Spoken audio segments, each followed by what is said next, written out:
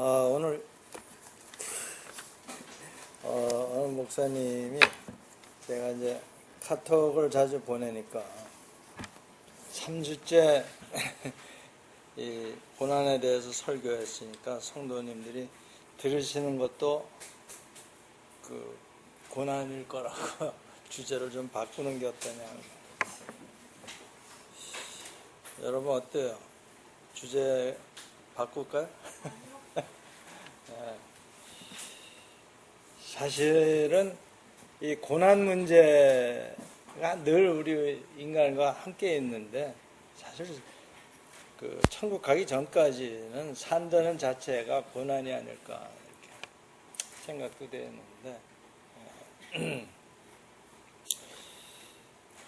이 고난 문제, 그러므로 고난 문제를 해결한다 그러면 사실 모든 인생의 문제가 해결되는 게 아니겠는가 이렇게 생각을 하면서, 그 요셉과 우리가 본 그 욥과 이사야 선지자를 통해서 그 고난받는 종에 대해서, 종의 그 고난에 대해서 우리가 살펴봤습니다. 근데 오늘은 예레미야 선지자, 예레미야 선지자가 이제 압권이라고 할 수 있는데, 왜냐하면 이분은 별명부터가 눈물의 예언자예요. 평생을 울며 지낸 예언자예요. 선지자죠. 그러니까 고난하면은 뭐 욥도 대단했지만 또 요셉이 받은 고난도 대단했지만, 사실은 예레미야하고 비교할 수가 없는 게, 이건 70년을 계속되는 고난입니다. 그러니까 이게 기도를 해도 소용이 없고 뭐 응답이 없는 거예요. 그 고난. 요셉은 사실 그래봤자 13년이었습니다. 훈련 기간이라고 그럴까? 13년간. 17세에 노예로 팔려 들어가서 30세에 그 총리가 됐으니 힘들긴 했었지만 아무튼 13년이에요. 그리고 다윗도 기름 부음을 받은 날서부터 따져서 왕위에 오르기까지 딱 13년에 신기하죠. 그 다음에 사도 바울도 콜링을 받고 하나님을 만나서 예수님을 빛 가운데서 만난 다음에 13년이에요. 놀라워요. 그러면 무슨 말이 되냐면, 하나님의 일을 할 때, 하나님과 말하자면 제자가 됐을 때에 가장 빠른 기간이 13년이라는 거예요. 이분들이 13년 걸렸으면 우리는, 성경에서 길게 나타난 게 그래봤자 모세예요. 40년. 그렇죠? 40세에 이제 에집트에서 도망가서 에집트의 리더로 쓰는 게 80세니까 꽤 오래 걸렸죠. 다른 이 세 분에 비해서. 사도 바울은 어떻게 보면 16년인지도 몰라요. 왜냐하면 3년간 그 아라비아 쪽에 가서 기록이 자세히는 없지만 아무튼 혼자 있었어요. 그래서 아무튼 13년이라는 걸 제가 발견을 하고, 나 자신 좀 위로를 받으려고 했는데, 이 13년에 안 끝나네요. 네.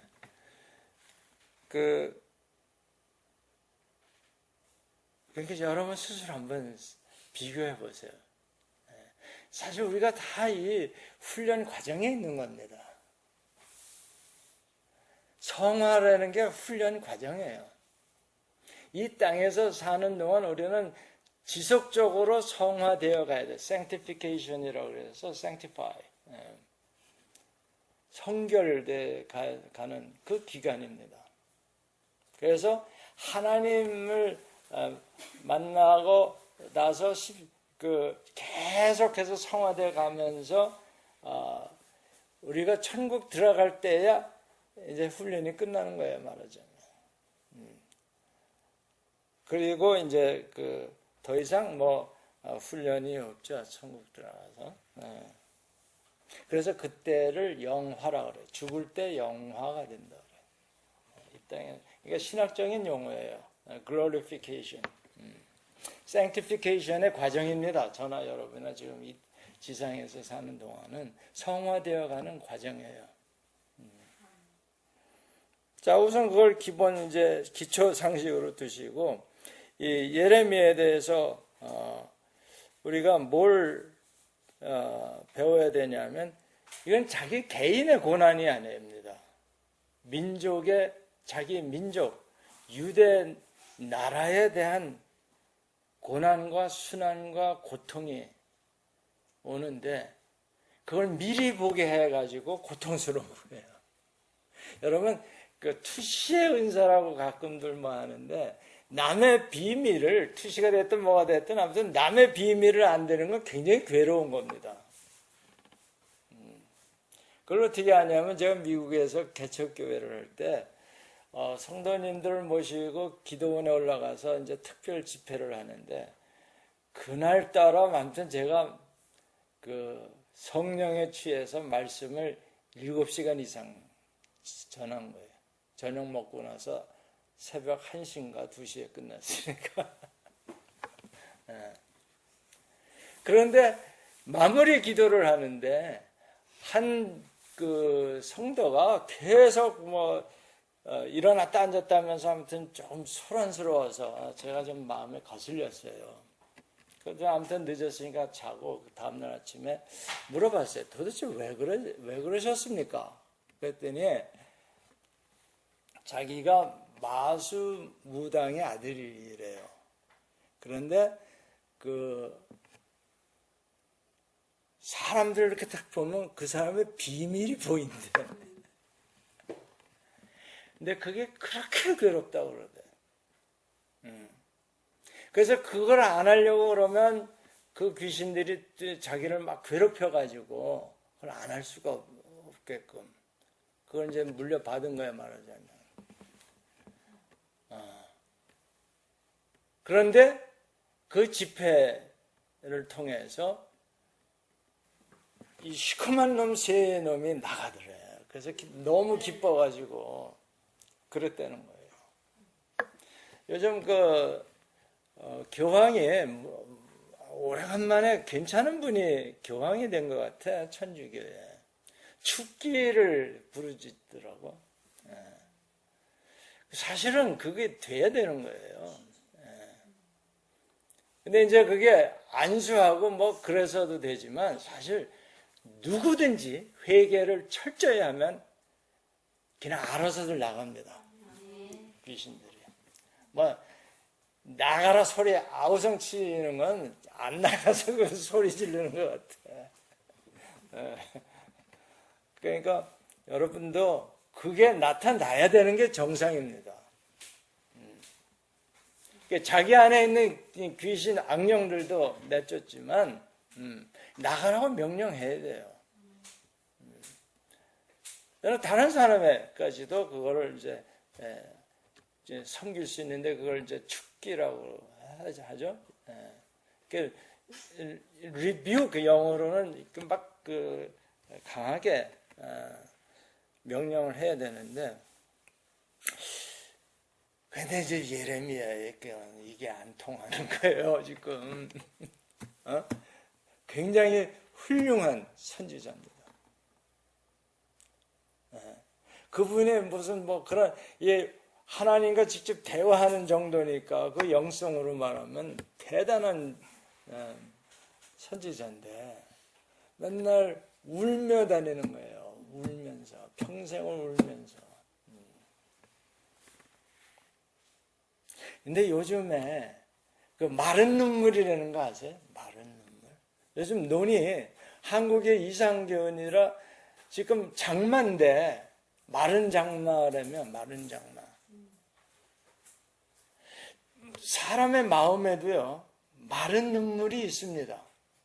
그 마른 눈물을 한번 흘려보셨어요? 우는데 눈물이 안 나오는 거예요. 마음은 막 우는데 눈물이 안 나와. 너무 기가 막혀서 그럴 수도 있고.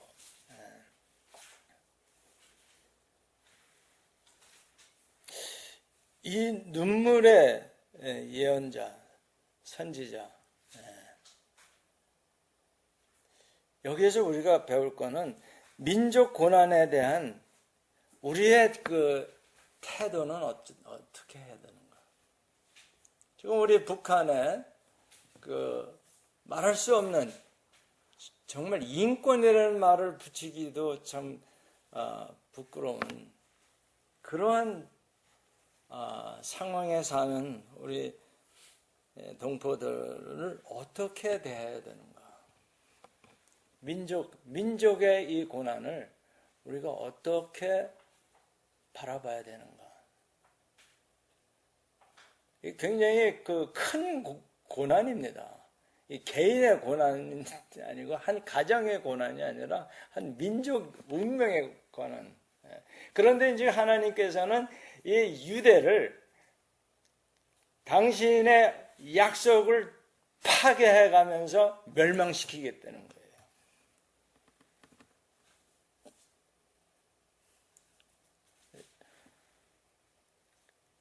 이게 하필 보면요, 참 그 기구한 그 우리말로 하면 운명이라 그럴까. 아무튼 이 부름을 받을 때, 콜링을 받을 때서부터 예레미야서 1장 5절에 보면 내가 너를 모태에 짓기 전에 너를 알았고 내가 배에서 나오기 전에 너를 성별하였고 너를 여러 나라의 선지자로 세웠노라. 이게 한두 나라가 아니라 여러 나라면요 세계 선교입니다. 다시 말해서 모든 민족을 위해서 기름을 부었다, 산을 세웠다.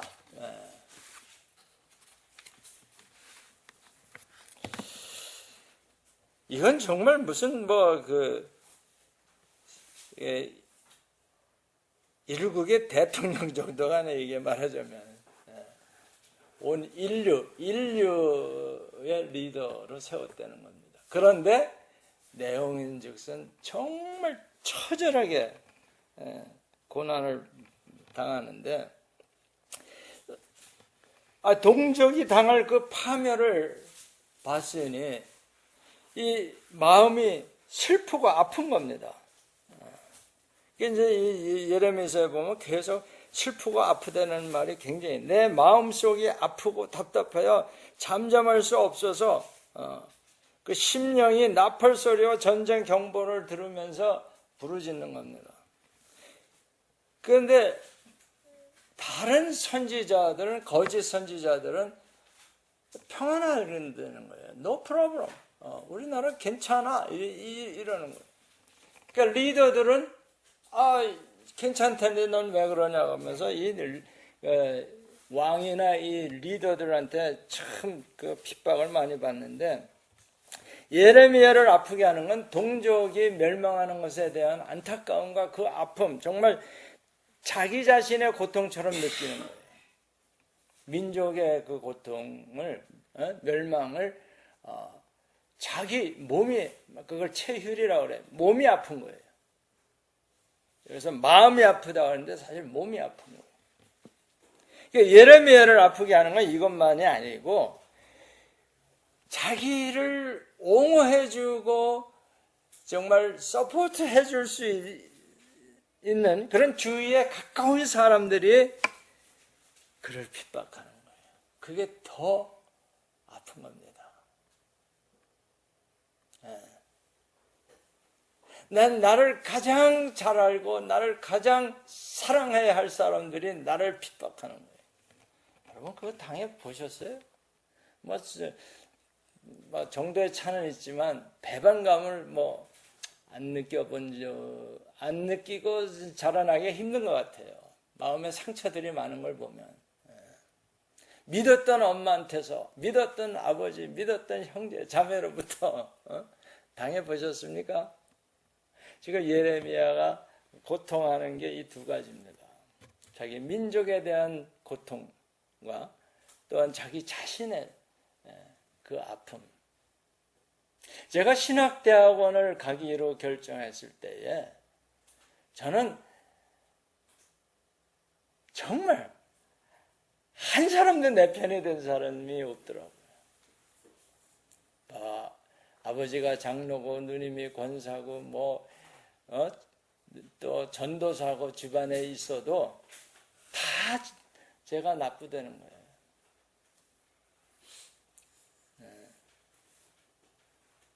그래서 그런지 어느 목사님이 나를 위해서 기도해 주면서 하는 얘기가 당신은 예레미야처럼 눈물의 종이 될 겁니다 그러더라고요.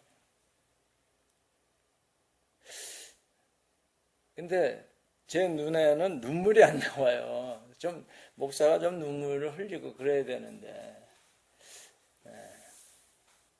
이제 웬만큼 이제 그 정도가 지나면 웃음이 나오는 것 같아.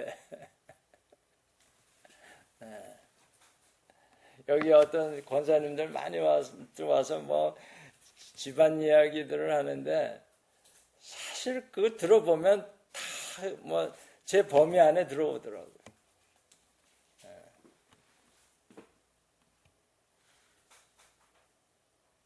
그래서 이 슬프고 아파하는 예레미야가 어떻게 이제 그 하나님 앞에 기도를 하냐면요. 모세가 한 것처럼 합니다. 모세가요, 멋있는 사람이에요. 하나님이 그 이스라엘 백성들에게 막 화를 내시고 멸해버리겠다고 했을 때, 원하건대 저들을 구원하지 않고 죄를 사하지 않으려면 내 이름을 기록하신 책에서 지워주시옵소서. 말하자면 구원을 잃어버려도 좋으니 우리 민족을 용서해줘라. 이렇게 아주 정말 그 돌직구 같은 기도를 하는 거예요. 그러면서 목이 뻣뻣한 이스라엘 백성을 진멸하고 너를 큰 나라가 되게 하리라. 이렇게 이제 출애굽기 32장 10절에 하나님의 화가 이제 나셔서 그러니까 12절에 모세가 뭐라 그러냐면요. 어찌하여 애굽 사람들을 구설수에 오르게 하시려 하나이까. 왜냐하면 만약 이스라엘 백성을 이 사막에서 광야에서 다 쓸어버리면 자기의 백성을 산에서 죽이고 지면에서 진멸하려는 악한 의도로 인도해냈다라고 말하지 않겠습니까? 말 되죠? 그러니 주의 맹렬한 노를 그치시고 뜻을 돌이키사 주의 백성에게 이 화를 내리지 마시옵소서. 강력한 간구입니다. 그러면서 하나 더 얘기합니다. 자기의 그 생명을 거는 정도가 아니라 영생을 걸고 기도를 했을 뿐만 아니라 주의 종인 아브라함과 이삭과 야곱, 이스라엘에게 약속하신 것을 기억해 보시옵소서.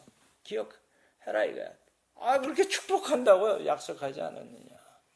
강력한 기도를 한 것처럼 예레미야가 똑같이 합니다.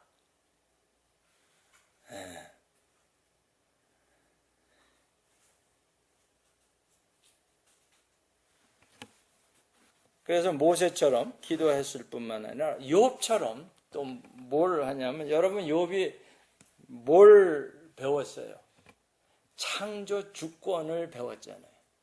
하나님이 창조자시고 그 창조자로서의 그 주권, authority, 토기장이가 토기를 마음대로 할 수 있듯이 그 고백을 했는데 예레미야도 똑같이 기도를 합니다. 뭐라고 하냐면 예레미야서 4장 22절 거기 한번 보세요. 4장 22절 보면 내 백성은 나를 알지 못하는 어리석은 자요 지각이 없는 미련한 자식이라 악을 행하기에는 지각이 있으나 선을 행하기에는 무지하도다. 이렇게 이제 얘기를 합니다. 그렇죠? 그런데 우리가 어디 갔어? 이게 22절이 아닌가 보네. 우리가 주를 앙망하옵는 것은 주께서 이 모든 것을 만드셨습니다라고 욥처럼 고백을 해요.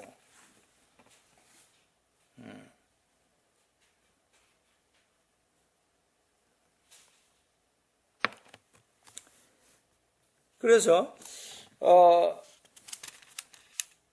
이 욥처럼도 기도를 해봤습니다만 반응이 없어요.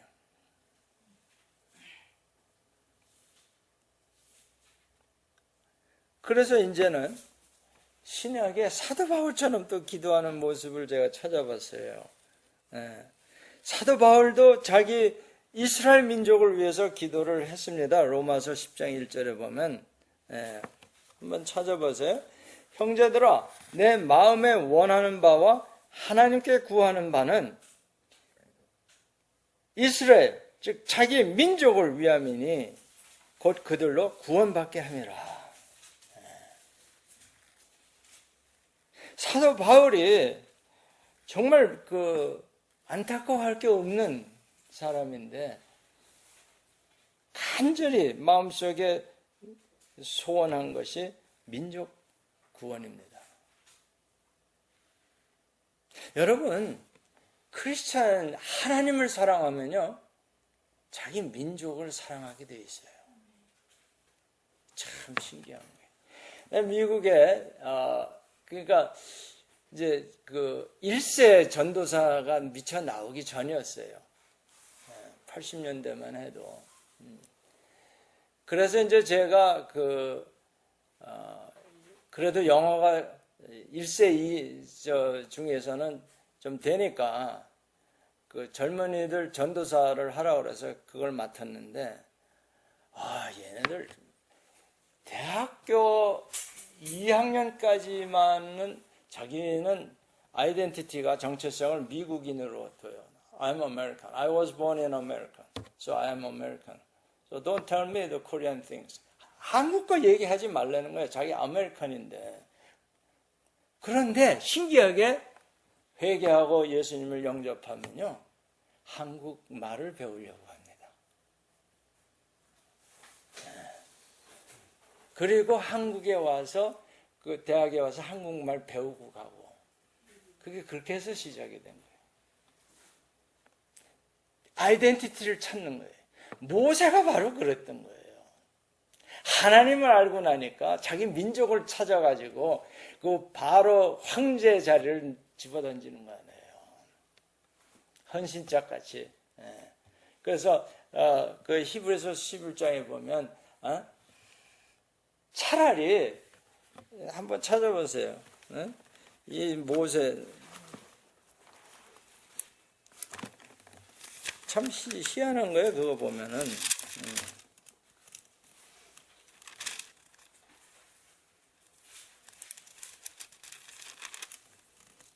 어디 갔어요?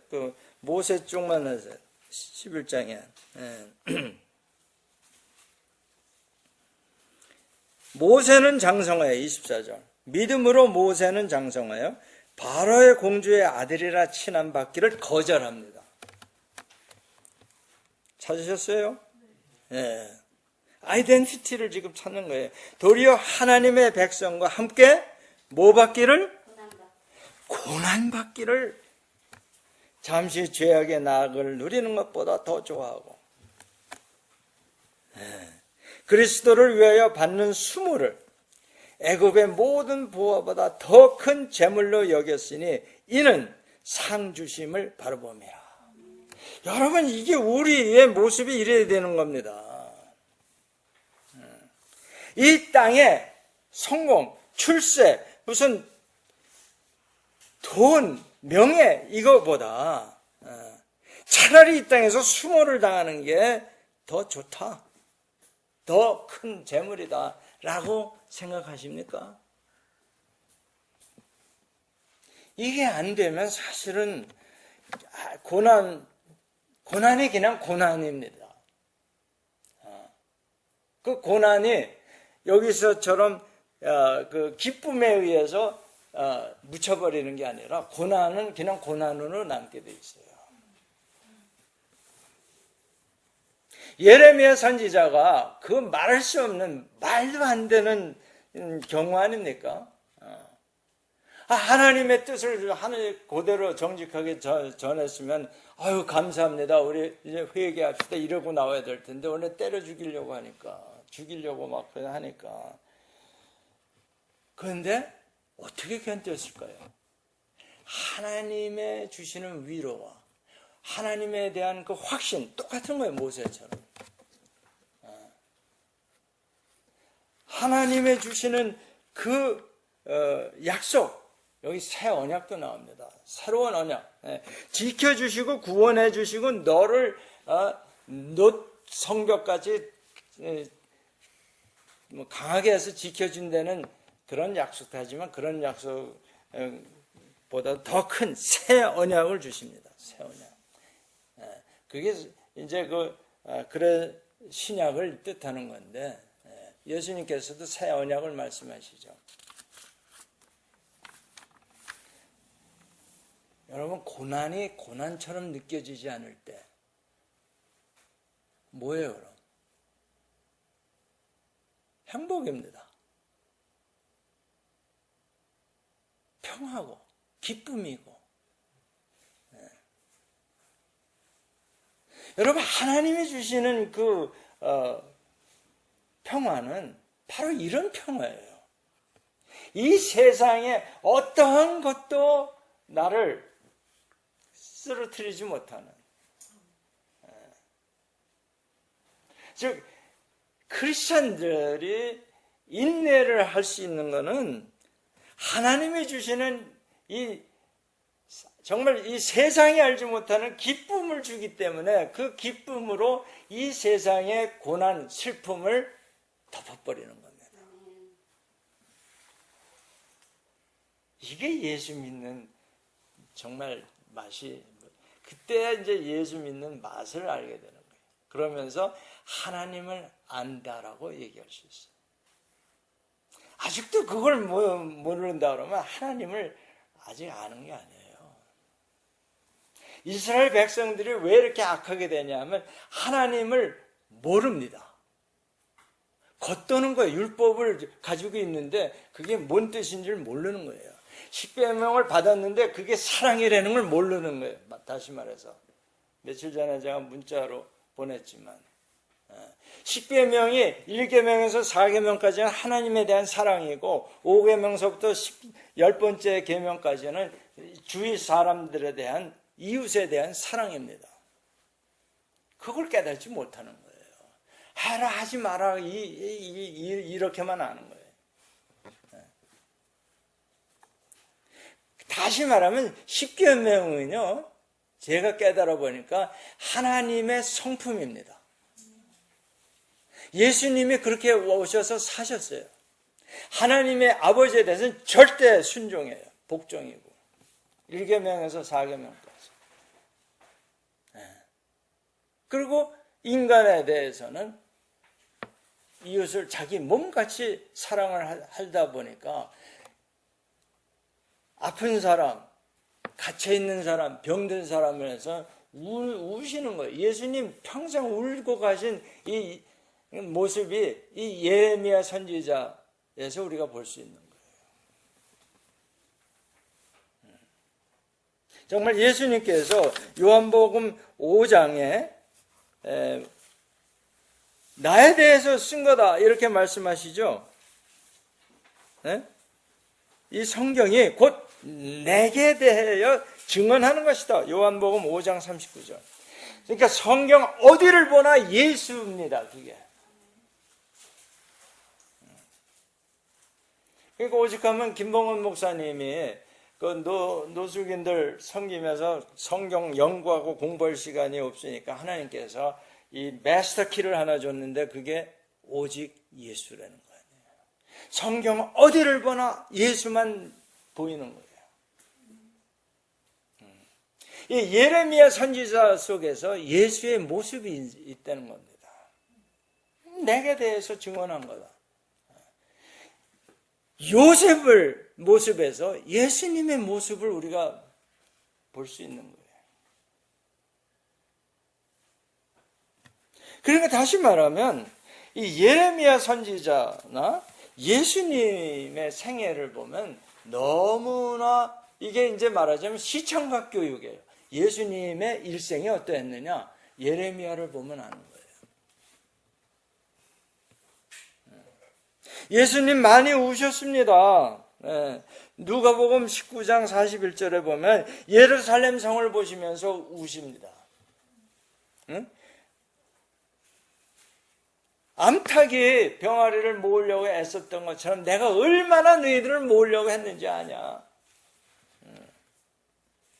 그래서 눈물을 흘리시더라. 누가복음 19장 41절로, 요한복음 11장 또 35절에 성경 중에서 가장 짧은 그 verse 한 구절이 뭔지 아세요? Jesus wept. 예수 울다예요. 그게 이제 나사로의 그 무덤 앞에서 예수님이 우십니다. 35절, 11장 35절. 예수께서 한국말은 길어요. 눈물을 흘리시더라 이렇게 번역했는데 영어로는 Jesus wept. 과거 단어로 써서. 제가 찾은 그 성경 그 구절 중에 가장 짧은 구절이에요.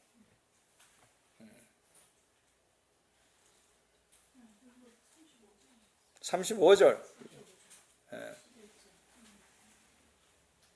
그러니까 예레미야 선지자를 보면 예수님의 일생이 어떠함을 우리가 미루어서 알 수 있는 거예요.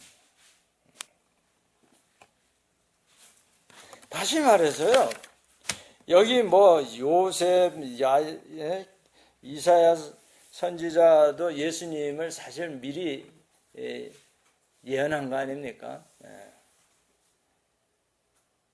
근데 이 예레미야가 겪는 그 고통과 고난, 이거 하나님으로부터 주어지는 겁니다.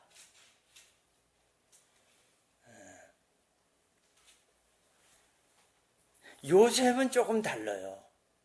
형제들로 중간에 끼어서 고난을 받는 거고, 고난을 받는 종도 그 주위에 있는 사람들, 물론 예레미야도 주위에 있는 사람으로부터 고난을 받지만 발단이 하나님이 지명해서 그 고난받게 하신 거예요. 처음부터, 아니 생겨나기 이전부터 예수님이 그렇게 오신 거예요. 마리아의 몸에서 성령으로 잉태해서 출생하기 전서부터 고난받게 죽으러 오는 겁니다. 예수님이 태어나는 건 십자가 위에서 죽으시기 위해서 태어나시는 거예요. 예레미야가 고난받기 위해서 태어나는 겁니다. 그게 아까 읽은 거예요. 1.5절. 그게 인간의 육신을 입고 있으니까 고난이 오니까 그 힘들죠. 그러니까 그 예레미야서 15장에 보면요, 15절서부터 인간적인 걸 이렇게 합니다. 여호와여, 주께서 아시오니 원하건대 주는 나를 기억하시며 돌보시서 나를 박해하는 자에게 보복하시고, 원수가 아파주세요. 주의 오래 참으심으로 말미암아 나로 멸망하지 아니하게 지켜주시옵고, 주를 위하여 내가 부끄러움 당하는 줄을 알아주십시오. 얼마나 인간적인 그 기도를 합니까? 그런데 16절 같이 읽을까요? 시작. 만군의 하나님 여호와시여, 나는 주의 이름으로 일컬음을 받는 자라. 내가 주의 말씀을 얻어먹었사오니 주의 말씀은 내게 기쁨과 내 마음의 즐거움이오나. 말씀을 얻어먹었다는 거예요. 말씀은 먹는 겁니다. 아멘. 말씀은 외우는 게 아니에요. 먹어서 우리 옛날에 된장찌개는 어떻게? 피가 되고 살이 되는 된장찌개 이런, 우리 어렸을 때 하도 먹는 게 부실해가지고 그걸 노래 부르고 있었어요. 말씀은 뭐예요? 살이 되고 피가 되는, 살이 되는 겁니다, 말씀이. 히브리서 4장 12절에 보면 말씀이 양면에 날쌘 칼보다도 예리해서 우리 육신을, 영을, 혼을 잘라서 찔러서 수술한다고 되어 있어요. 말씀이 우리 신비에 박혀야 되는 거예요. 새겨져야 되는 거예요. 비석에 글씨 파듯이 우리 마음판에 새겨져야, 그래야 비로소 율법의 뜻이 뭔 줄 알고 율법을 지킬 수가 있는 거예요. 그렇게 하시겠다는 게 예레미야 선지자를 통해서 새 언약이라는 겁니다. 새 언약. 네. 보세요. 예레미야서 31장.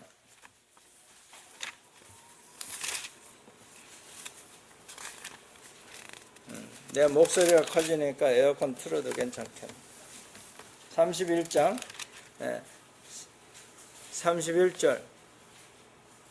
31절서부터 거기 새 언약이 나옵니다. 여호와의 말씀이니라. 보라, 날이 이르리니 내가 이스라엘 집과 유다 집에 새 언약을 맺으리라.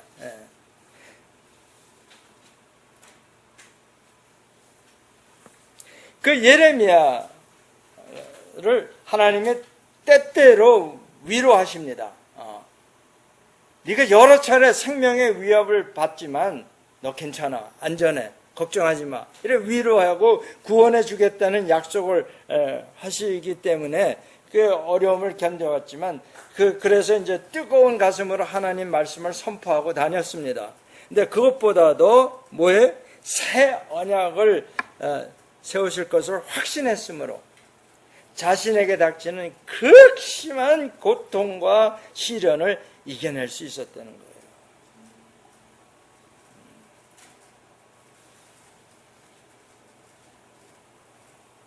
그건 마치 뭐냐면 예수님께서도 고난당하시고 죽으신 것을 토대로 새 언약을 주시는 거예요.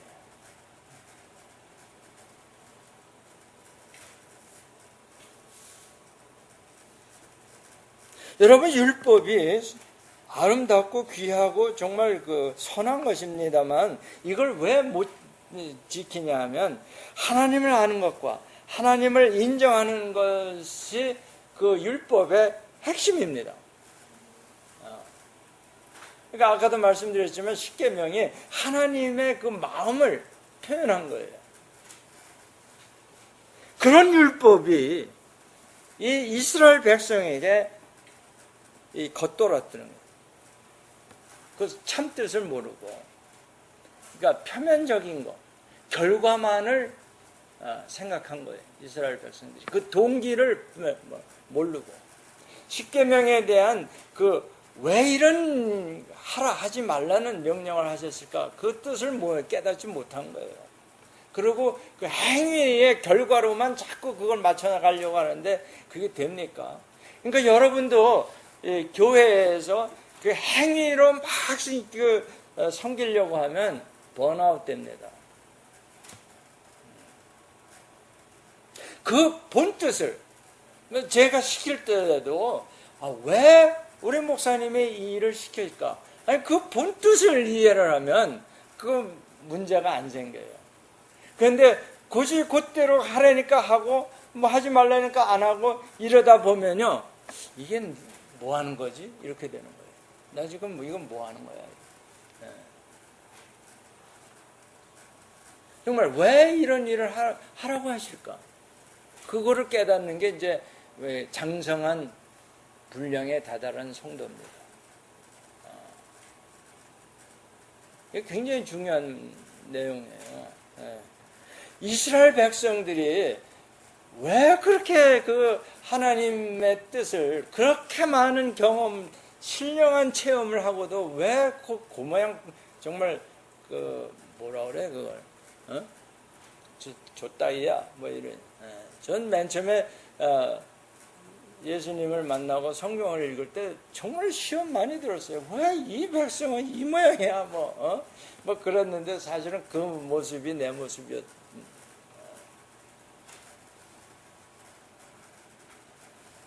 아무리 권고하고 케어한다는 거예요. 권고하고 가르쳐 주어도 율법을 모르는 거예요.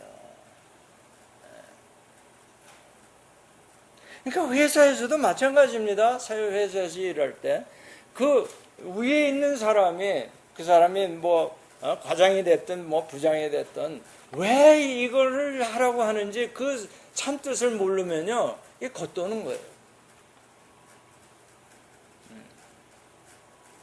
자기는 뭐 굉장히 열심히 하고 잘하는 것 같은데 왜 맨날 날 뭐라 그래 뭐 이렇게 되는 거예요.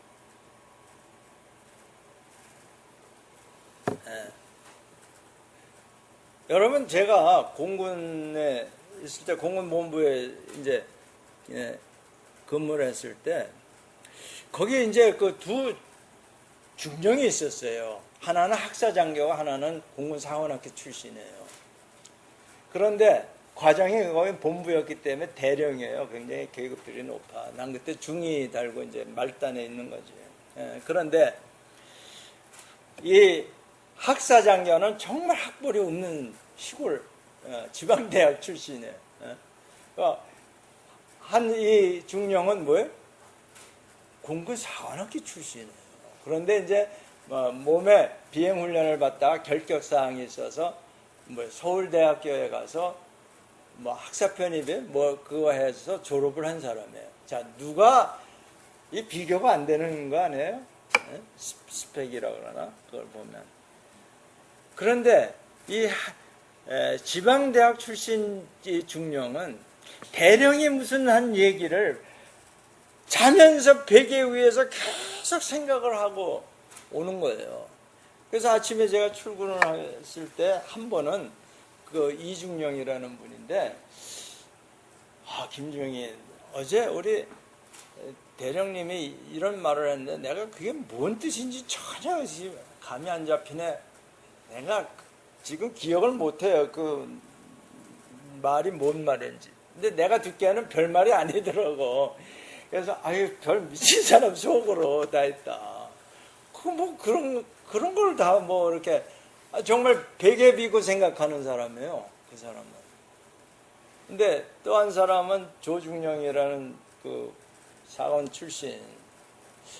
이 사람은 뭐 갖는 행동도 바르고 뭐 자세도 아주 꼿꼿하고 뭐 사관 출신 같아요.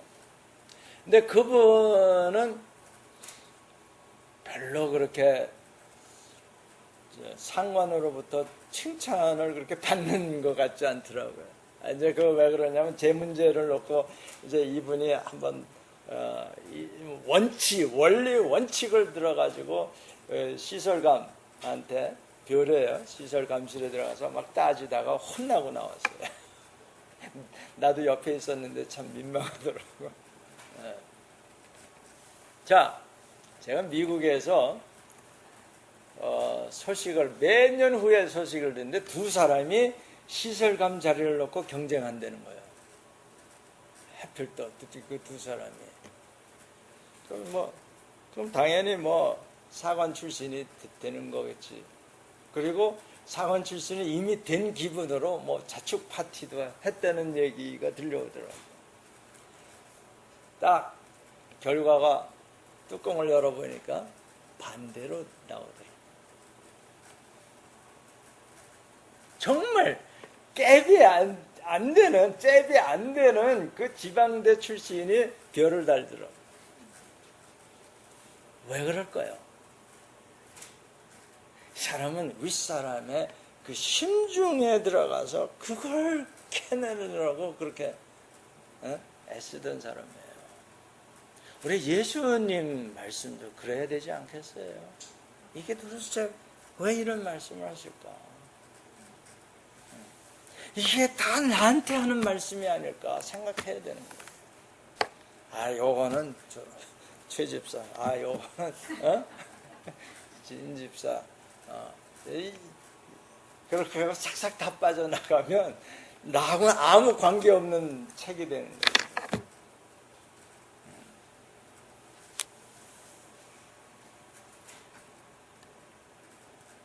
예레미야 깊이 묵상을 하는 거예요. 그 묵상을 하려니까 어떻게 되냐면요, 이 양반의 그 고난을 보면요, 정말 여기 나중에 이제 좀 읽어보세요. 마른 그 우물에다 집어넣어 질퍽질퍽한 거예요. 물은 없지만 진짜 뜰에 무슨 이런데 수없이 갇히고 정말 너무하다. 내가 정말 인간적으로 이렇게 봐도 이건 좀 너무하다 하는 게 계속입니다. 그러니까 오죽하면 이렇게 해요. 자기 자신의 출생 자체를 저주합니다. 견디다 20장에 보면요, 20장 14절 욥하고 비슷해요. 아유, 내가 왜 태어났나. 여호와께서 내게 이르시되 선지자들이 내 이름으로 거짓 예언을 하도다. 나는 그들을 보내지 아니하였고 그들에게 명령하거나 이르지 아니하였거늘 그들이 거짓 계시와 점술과 헛된 것과 자기 마음의 거짓으로 너희에게 예언하는도다. 그러면서 이제 20장 딴 걸 읽었어요. 20장 14절 함께 읽죠. 내 생일이 저주를 받았다면 나의 어머니가 나를 낳았던 날에 복이 없었다면, 이게 욥이 3장 1절에 하는 말과 똑같은 거예요. 여러분, 이런 고난을 한번 좀 당해봐야 되는 거 아니에요? 고난을 받았다, 내가 고생했다라는 말을 하려면 적어도 고생도 최고로 한번 해봐야 되는 거 아닌가? 우리 최고 좋아하잖아, 최고.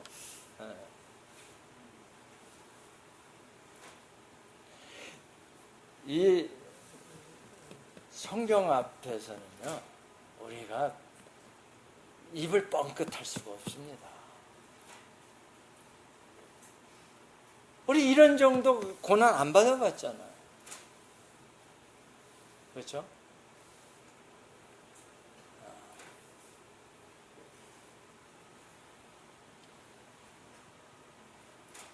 그러니까 우리의 죄에 대해서 증언할지라도 주는 주의 이름을 위해서 일하소서. 주의 체면을 생각해서 나를 구원해달라, 이 얘기.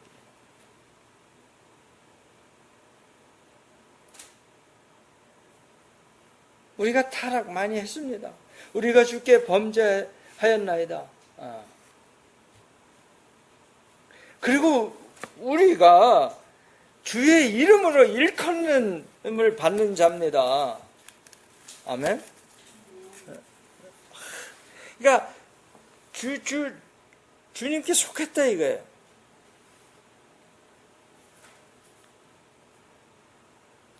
그러니까 주의 체면을 위해서, 주의 이름을 위해서 우리를 미워하지 마옵소서.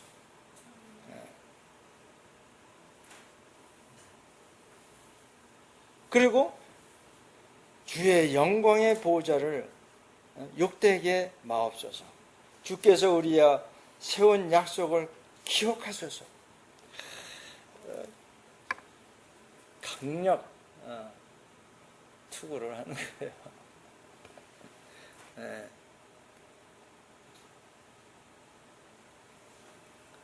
여러분, 또 고향 사람들이 자신을 죽이려고 하잖아요. 네? 이게 그 예레미야서 36장에 있네. 36장에 고난 말로만 하지 말고 말씀으로 한번 확인을 해봅시다. 네. 36장 26절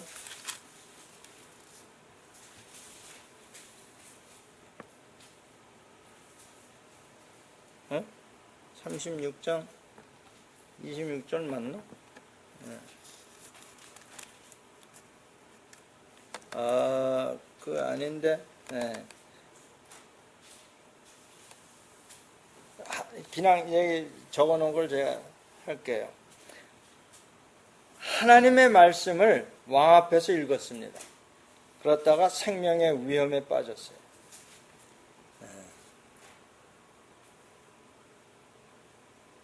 그래서 예레미야를 잡으라 했다는 게 이제 26절이에요. 23절에 여호디가 성어 쪽을 낭독하면 왕이 면도칼로 그것을 연하여 베어 화로 불에 던져서 두루마리를 모두 태웠더라. 이제 성경책 읽는 거를 또 뚜껑 씌운 웅덩이에 같이 가둡니다. 물이 없는 그 진창뿐인 구덩이, 그게 이제 38장까지 계속되는데 6절에 보면 그들이 예레미야를 끌어다가 감옥들에 있는 왕의 아들 말기야의 구덩이에 던져 넣을 때에 예레미야를 줄로 달아내렸는데 그 구덩이에는 물이 없고 진창뿐이므로 예레미야가 진창 속에 빠졌더라.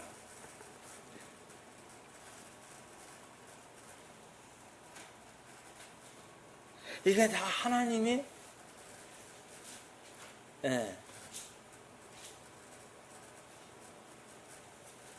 주시는 고난이에요.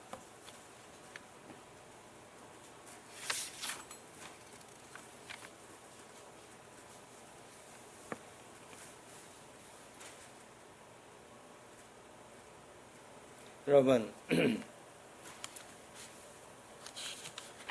그럴 때 말이죠. 이제 한 가지만 더 짚고 마치고자 합니다. 예레미야에서 아까 어떤 4장에 다시 가면 여기 굉장히 중요한 말이 나오는데 23절입니다.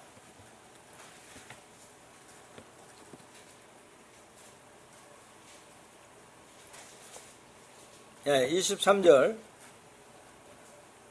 읽습니다.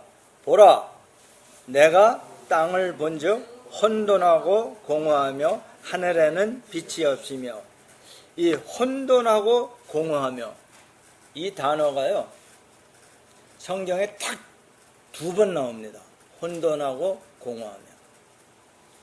그게 어디에 나오냐면 창세기 1장 2절에 땅이 혼돈하고 공허하며 흑암이 깊음 위에 있고, 똑같은 상황입니다. 이게 어떤 상황이에요? 하나님의 천지 창조하기 직전의 상태입니다. 지금 이 유다, 이 백성들을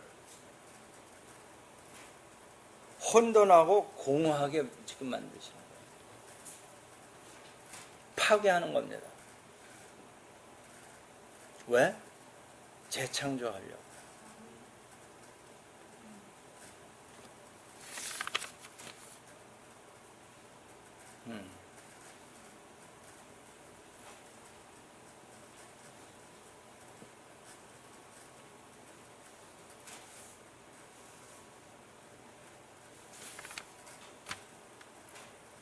그게 어디 나와요? 새 언약을 이제 세우시는 게 새 언약. 예.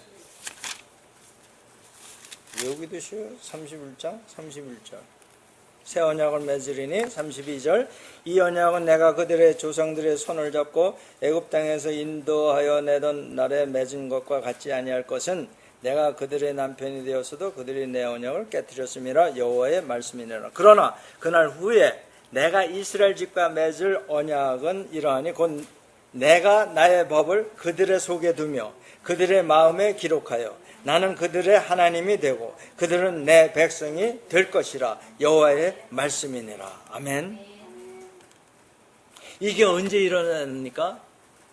예수님이 죽으시고 부활하시고 성령님을 보내주실 때, 히브리서 8장에 이게 나옵니다. 그대로 인용한 거예요.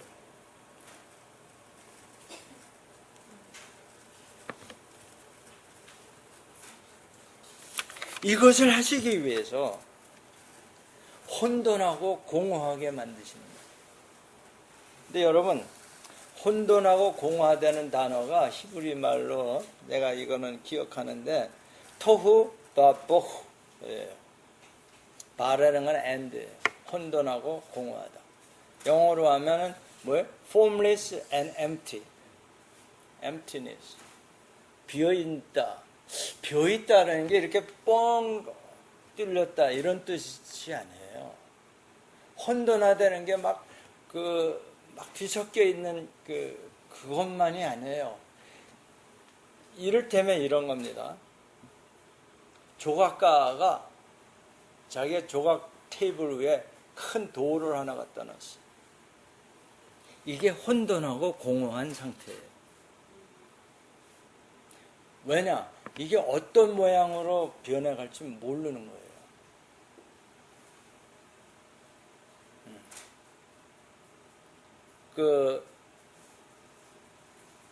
미국의 1920년대 공황 때에 시인이 있었죠? 엘리엇? 예?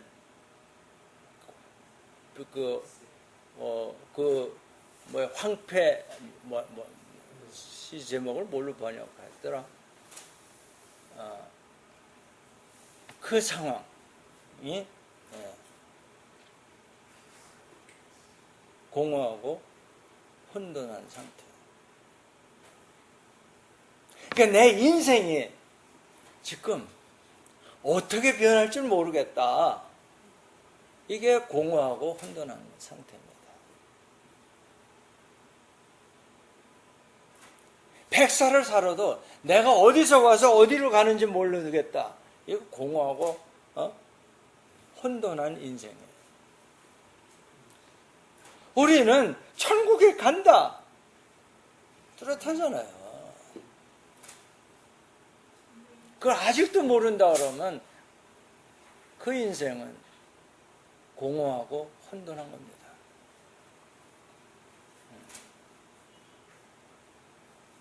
하나님이 우리를 재창조, 거듭나게 하기 위해서, 중생케 하기 위해서, 본어겐 하기 위해서 우리 인생을 혼돈하고 공허하게 만드십니다. 이 유다 백성을 그렇게 하듯이 포로로 잡혀가서 70년간 노예 생활을 하게 하듯이 여러분 지금 고통이 있습니까? 무슨 질병이 있습니까? 사업이 망했습니까? 가정이 파탄됐습니까? 지금 재창조하시려고 하시는 겁니다.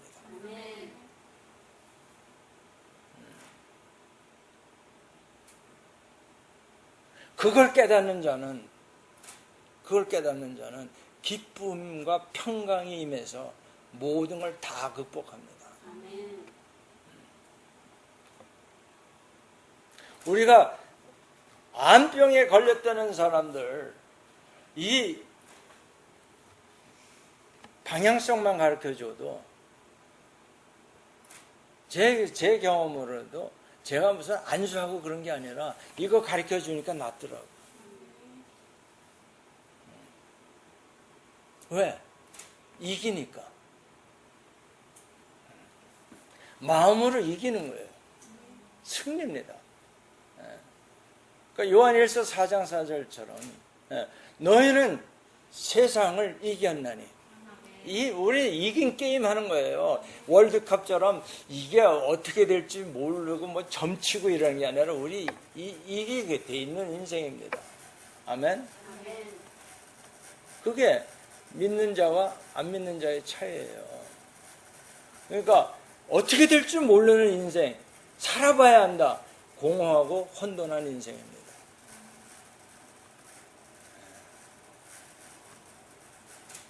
비록 저는 지금 내일 일은 남 몰라요 하지만 공허하고 혼돈하진 않아요.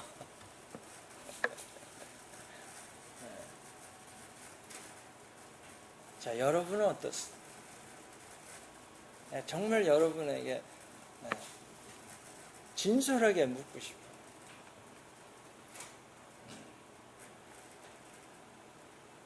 토후 바보후. 이게 창조의 전제 조건입니다. 내가 뭐 안다 그러면 새로운 게 안 나와요. 내가 설계 가르칠 때에 첫 번째 가르치는 게 선입관, 자기 고정관념 이거 깨는 거예요. 혼돈하고 공허하게 만들어놔야 돼요. 여태까지 자기 알던 게 이게 아니네 이 소리가 나와야 돼요. 그렇지 않으면 창조적인 아이디어가 나올 수가 없어요. 그것만 깨주면요 기가 막힌 아이디어들을 내는 거예요. 창조를 위한 고난입니다. 근데 이거 적당히 뭐 이렇게 술 먹고 무슨 마약하고 뭐 춤추고 뭐 이렇게 해서 하면 아무것도 안 돼요. 그게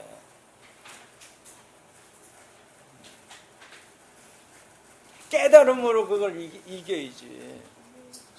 아니 믿지 않는 사람들도 그거 뭐 술 먹고 뭐 하고 이렇게 세상적인 걸로 위로 받아 가지고요 새로운 아이디어가 안 나옵니다.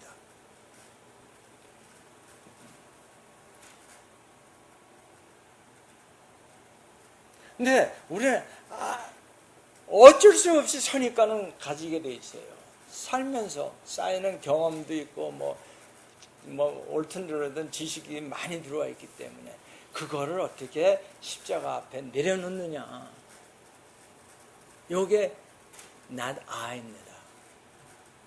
나를 부인하는 거예요. 그리고 예수님을 따라갈 때 예수님이 누굽니까? 지혜의 근본 아니에요. 그러면 예수님에서 나오는 그 지혜, 전 모르긴 몰라도요 이제 이렇게 막 쫓기면서 이렇게 뭐 섬기는 것도 좋지만 좀 새로운 창조적인 걸 좀 해야 되겠다. 이리저리 뛰어다니는 거 이제 그만하고 저 지금 의욕에 차서 70에 지금 내가 지금 마치 그 10대 소년같이 창조적인 꿈을 꾸고 있습니다. 내가 애니보다 젊어요. 참 어려.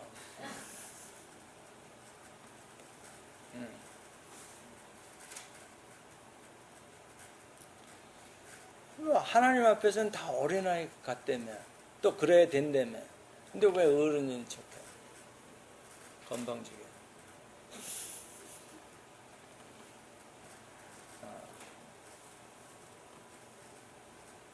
예레미야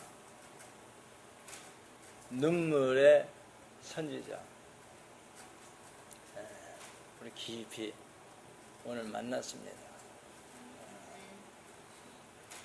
그래서 우리가 정말 이제는 조금 더 높여서 내 인생 이 문제는 이미 해결됐습니다. 자, 이제 우리 이웃에 대해서, 우리 민족에 대해서, 아니 전 인류에 구원받지 못한 그 영혼들을 위해서 우리가 울어야 되지 않겠습니까? 기도합시다.